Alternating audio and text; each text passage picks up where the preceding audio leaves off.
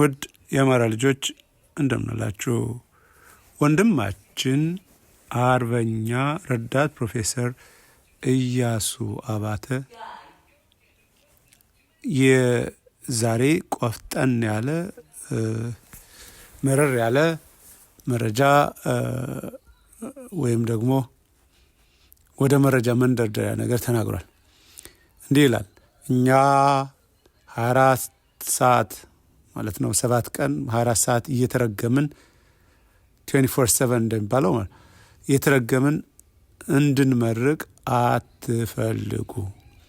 ያለኝን መረጃ ሁሉ በዚህ ገጽ እለቀዋለሁ። ለዚህ ትግል መላ ቤተሰቤን የረከስኩ ነኝ። በማንም አሻጥር ለሐሰት ፕሮፓጋንዳ አልጋለጥም።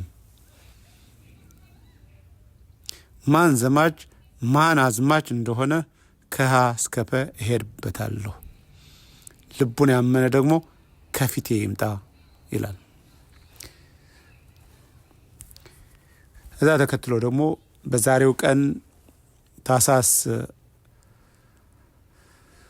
12 ቀን 2017 ዓመተ ምህረት ፋኖ መምህር ምህረት አሳዬ በጨካኞቹ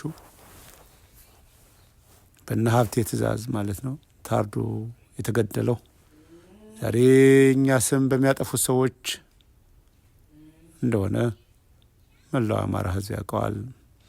ታሪክ እንዲህ ይጽፋል። ለዚህ ነው እጃቸው ላይ የታጋይ ደም ያለባቸው ሰዎች በአንድነት ስም ሲጀቦኑ ተንኮላቸውን የሚያውቁባቸውን ሁሉ ማጠልሸት የሚፈልጉት። ዛሬ ዓመት ይላል ታኅሳስ